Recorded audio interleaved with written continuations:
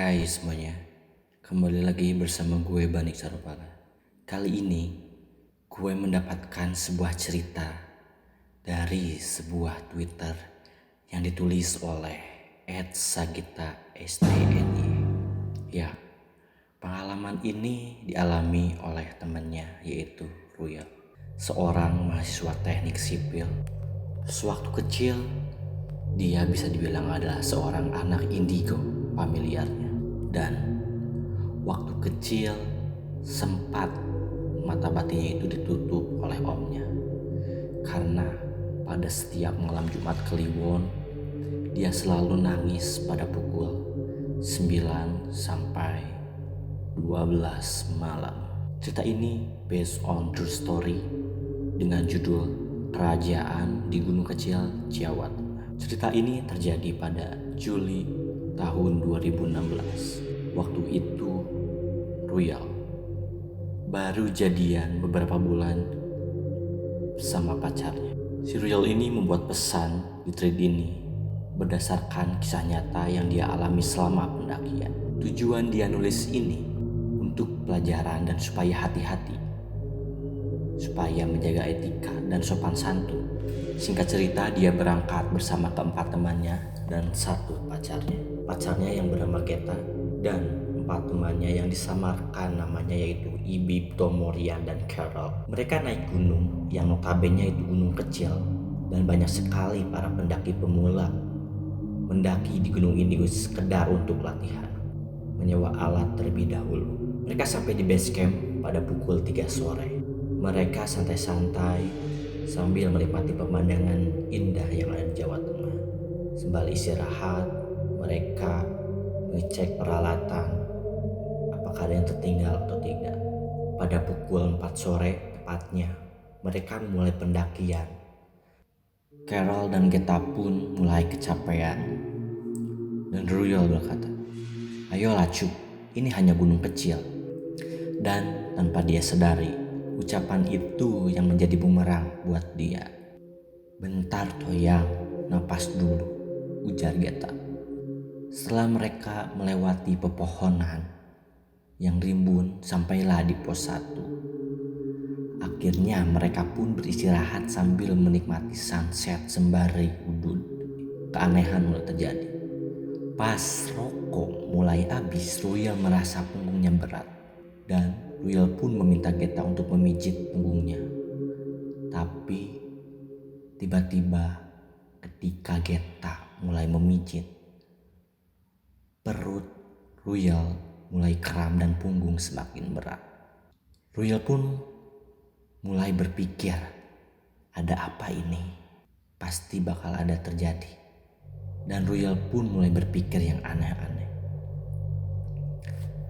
Akhirnya Ruyal pun memutuskan beristirahat lebih lama dibandingkan dengan keempat temannya itu. Ruyal menyuruh teman-temannya untuk pergi dahulu karena keadaan Ruyal yang semakin lemah.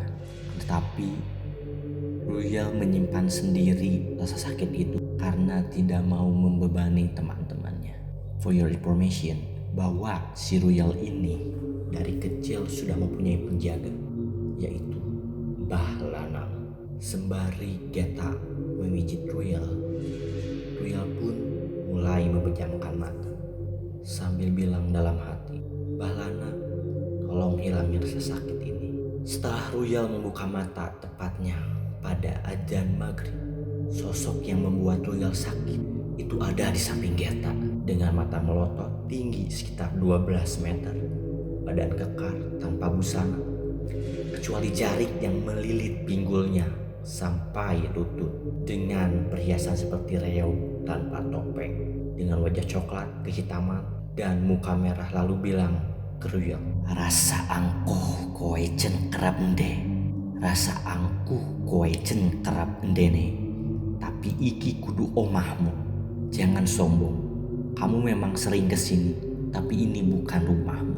Ruyal di sana sambil baca doa sembari bilang, "Ngapunten Mbah, kulo ngaku salah. Sampun nyepeleke gunung niki.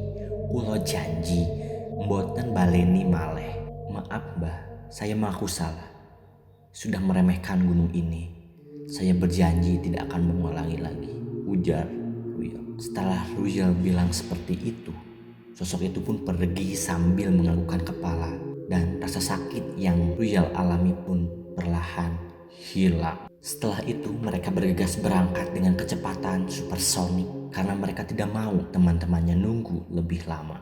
3-4 tikungan mereka lewati, tapi kepekaan Ruyel pun kembali. Dia melewati hutan tapi merasa melewati tongkrongan gangster. Karena kecepatan supersonik, bensin yang Geta punya mulai kehabisan. Akhirnya mereka pun istirahat di pos 2. Ruyel di sini mulai ngeh bahwa mereka diikuti oleh sosok Kunti dengan perwujudan 4D yang tiba-tiba ketawa melengking seolah-olah gue ada di sini. Untungnya Geta di sini tidak mendengar suara itu, dan Geta yang sedang asik mengemil. Dan si Kunti sekali berlaga seperti aktor Bollywood, nengok dari pohon ke pohon lain. Karena Ruyel sudah biasa melihat seperti itu, mungkin sosok Kunti itu merasa bosan, lalu pergi, dan Ruyel pun memutuskan untuk lanjut naik kembali. Akhirnya pada pukul 8 malam mereka bertemu dengan rombongan lainnya di bawah puncak gunung palsu. Tapi kata Rian, Carol sudah kelaparan dan kedinginan. Akhirnya mereka pun memutuskan untuk membangun tenda di tanah landau. Setelah tenda berdiri, mereka pun memulai ritual, yaitu memasak Indomie kuah rasa ayam bawang.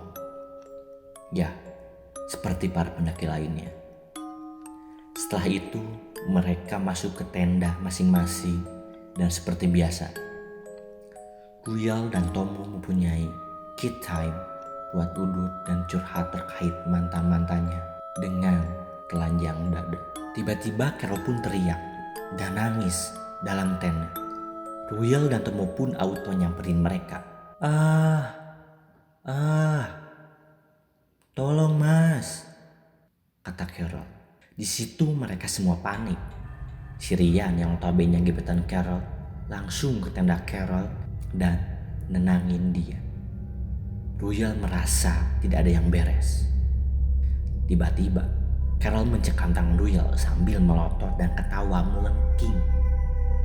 Dan Ruyel pun melihat bahwa aura yang dimiliki Carol berubah menjadi biru kehijauan. Dengan raut muka Carol berubah menjadi 2, yaitu muka dia sendiri dan seperti ratu pantai selatan bermahkota, berkonde kembang kantil dengan ekspresi marah. Lalu si Ruyel pun bilang dalam hati, ngapunten nyai, ente nopo ko jenengan melebeteng rogone rencang kulo, yang artinya, maaf nyai, perlu apa kok nyai masuk ke raga teman saya? Sosok itu pun malah ketawa lebih kencang. Dan tiba-tiba Carol pun tersadar sebentar, sembari bilang, mas, tolong aku mas, ada yang masuk ke aku. Setelah itu Carol tiba-tiba tertawa melengking. Di sini Ruyel melihat sosok itu lagi dalam tubuh Carol. Si Rian tiba-tiba ngeluarin tasbih terus belaga kayak dulu. Akan tetapi nyai yang ada di badan Carol bukannya takut, tapi malah ketawa dan menertawakan sikap Rian. Di sini Ruyel menyuruh yang lainnya buat baca ayat kursi. Tapi bukannya reda, Carol malah makin menjadi-jadi, malah menari-nari dalam tenda. Si Ruyel di sini merasa bingung, lalu memutuskan keluar. Tapi di luar tenda keadaan semakin suram. Ruyel melihat siluman atau dedemit seperti manusia dengan kepala harimau, kuda berbadan manusia, serigala jadi-jadian, bahkan Kurcaci bertaring ikut mengelilingi kami dalam tenda, ujar Ruyel. Karena tidak kuat, akhirnya Ruyel masuk lagi dalam tenda. Hampir 2 jam setelah kejadian itu, Kami berdoa hampir 2 jam. Mereka di sana mulai frustasi dan di situ Mbah Lanang pun datang. Dengan bantuan Mbah Lanang, Ruyel pun megang kepala Carol buat narik sosok itu untuk keluar. Di situ Nyai memberontak dan bilang, "Kowe rasa waton iki bocah monggeret di panggonaku. Bocah iki wes gawe aku nesu. Bocah iki ameh tak ajak dono. Kamu gak usah sembarangan. Anak ini udah mengotori tempatku. Anak ini udah bikin aku marah. Anak ini mau aku ajak ke sana." Sembari menunjuk ke arah jurang. Kami semua panik. Karena ini adalah taruhannya nyawa, ujar Ruyel. Alhamdulillah jam 2 pagi sosok Nyai yang meresaki tubuh Carol akhirnya bisa keluar. Dan Nyai pun menerima permintaan maaf kami. Carol pun langsung pingsan. Setelah tersadar, Carol bilang, "Sorry yo mas, aku orang ngomong tahu kesurupan. Aku mau pas tekan pos 2 buang bungkusan pangan. Paling demit kui mau nesu gara-gara iku.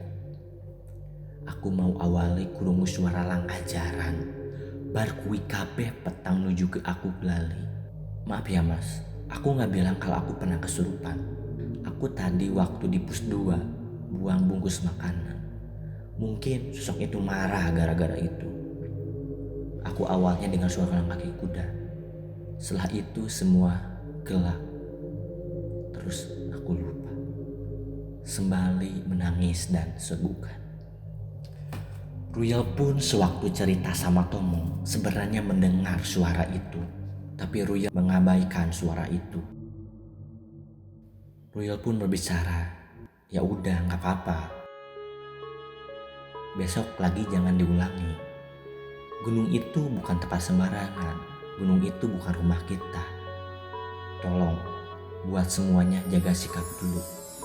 Karena tadi di luar banyak yang mengawasi kita," kata Ruyel sambil ngasih wejangan buat lainnya.